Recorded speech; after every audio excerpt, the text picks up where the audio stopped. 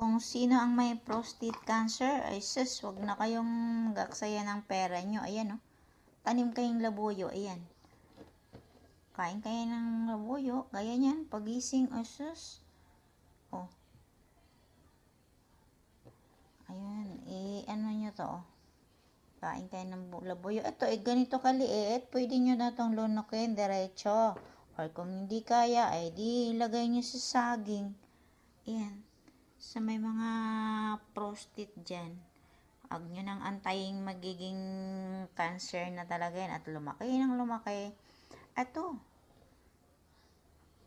kain kayo ng labuyo 3 times a day. O yun. Tapos, yung prostate cancer nyo, pati yung mga bukol-bukol nyo dyan, kung may bukol kayo sa mga ano-ano nyo, o kung saan-saang mga bukol, lalo na yung mga mahilig mag-inom, ang nigarilyo, ay sus.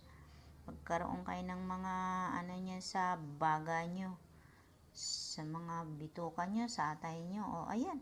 Ito. Pangpatay ito ng mga cancer cells. Ayan.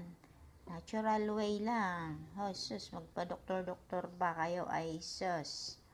Mahal yun. 700 ang check-up. Magkano antibiotics? Oh.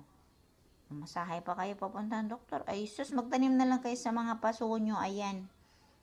Sa natural kayo, nakaminus pa kayo. O, ilagay nyo pa yan sa mga suka nyo. Ayan, guys. Natural way na lang. Bye-bye. Thank you. Try nyo din.